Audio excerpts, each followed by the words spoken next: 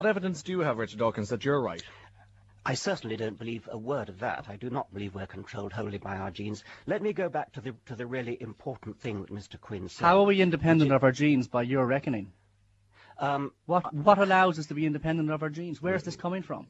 Environment, for a start. No, but hang on. But that also is a product of, if you like, matter, okay? Yes, but it's not genes. Yes, but what part of us allows us to have free will? Free will is a very difficult philosophical question, and it's not one that has anything to do with religion, contrary to what Mr. Quinn says. It has an awful lot to do with religion, because if there is no God, there is no free will, because we are completely phenomena. Who says there's no free will if there's no God? I mean, well, what a ridiculous thing to say. William Provine, for one, who you quote in your book. Right, Look, I have a quote here from him. Other scientists as well believe the same thing, that everything that goes on in our heads is a product of genes and, as you say, environment and chemical reactions, that there is no room for free will. And Richard, if you haven't got to grips with that, you seriously need to, because many of your colleagues have, and they deny outright the existence of free will, and they are hardened materialists like yourself. Okay, Richard Dawkins, we'll rebut to that now, as you wish. I'm not interested in free will. What I am interested in is the ridiculous suggestion that if science can't say where the origin of matter comes from, theology can. The origin of matter the origin of the whole universe is a very, very difficult question. It's one that scientists are working on. It's one that they hope eventually to solve. Just as before Darwin, biology was a mystery, Darwin solved that. Now cosmology is a mystery. The origin of the universe is a mystery. It's a mystery to everyone. Okay. Physicists are working on it. They have theories. But if science can't answer that question, then as sure as hell theology can't either. Richard, if I can come in there, it is a perfectly reasonable proposition to ask yourself, where does matter come from? And it is perfectly reasonable as well to posit the answer, God created matter.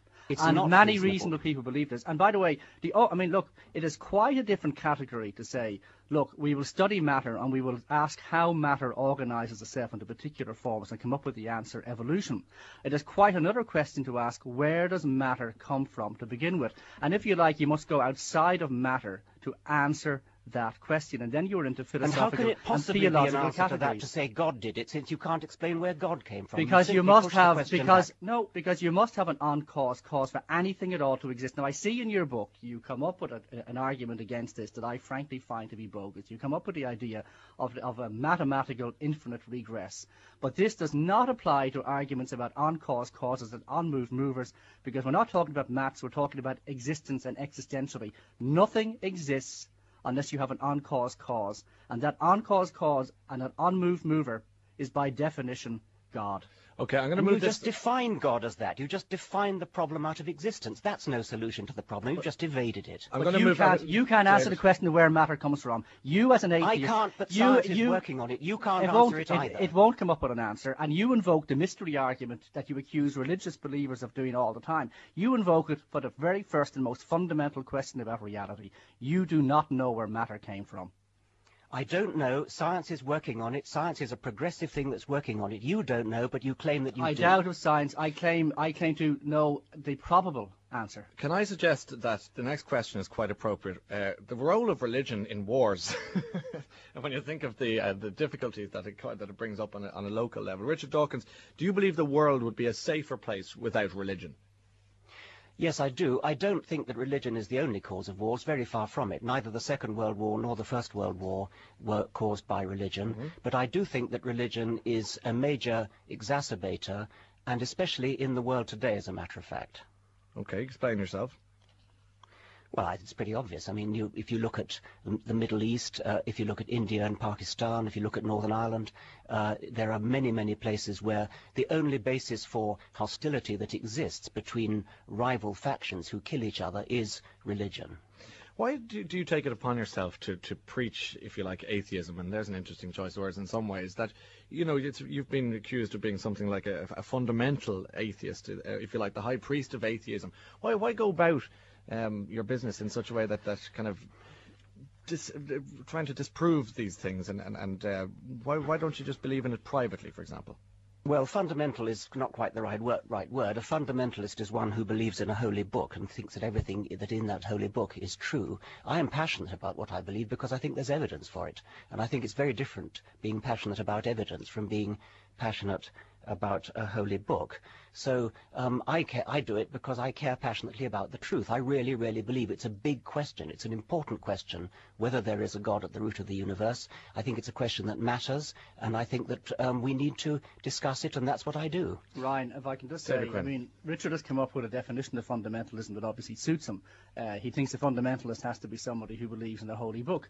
A fundamentalist is somebody who firmly believes that they have got the truth and hold that to an extreme extent and become intolerant of those who hold to a different truth.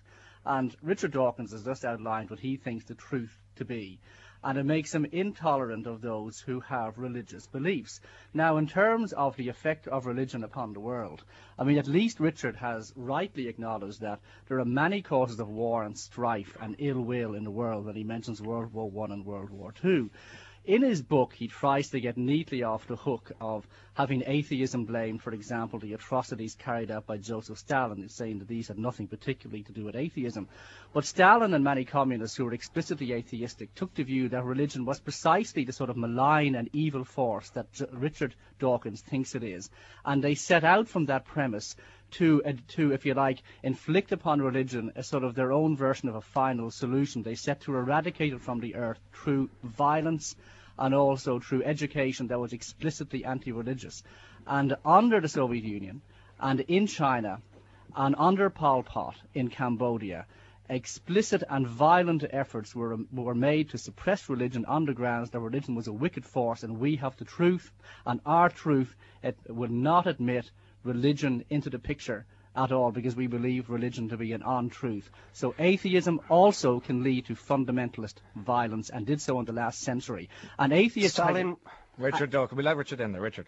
Stalin was a very, very bad man, and his persecution of religion was a very, very bad thing. End of story. It's nothing to do with the fact that he was an atheist. We can't just compile lists of bad people who were atheists and lists of bad people who were religious. I'm afraid there were plenty on both sides. Yes, but Richard, you are always compiling lists of bad religious people. I mean, you do it continually in all your books, and then you devote a paragraph to basically trying to absolve atheism of all blame for any atrocity throughout history. You cannot have it both ways.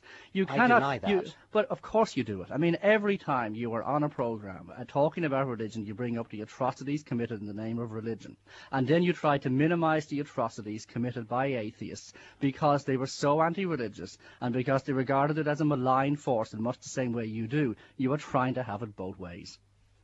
Well, I simply deny that. I do think that there is some evil in faith, because faith is belief in something without evidence. But you see, that is not what faith is. You see, that is a caricature and a straw man, and is so typical. That is not what faith is. You have faith that God doesn't... What is faith? Wait a second. You have faith that God doesn't exist. You are a man of faith as well. I have looked at the evidence. Well, I have looked at the evidence too. If somebody comes up with evidence that goes the other way, I'll be the first to change my mind. Well, I think the very existence of matter is evidence that God exists. And by the way, remember, you're the man who has problems believing in free will, which you try to very conveniently shunt to one side earlier. I'm just not interested in free will. It's not a big question for me. It's a vast question, because we cannot be considered morally responsible beings unless we have free will. We do everything because we are controlled by our genes or our environment. And it's a vital question. We are returning to the point at which we kind of pretty much began, which is probably appropriate time to end the debate. Richard Dawkins, good to talk to you again, and thank you for your time. And to you, David Quinn, columnist with the Irish Independent, thank you very much indeed for that. The God Delusion, by the way, throws up many, many interesting questions. It's written by Richard Dawkins and is published by Bantam Press. We'll put details, as always, on our website, www.rte.ie. If you want to exercise your free will to contact us, please do so, 1850 715 105, or you can text us on 0876 27 2222. It's 27 minutes past 9 now.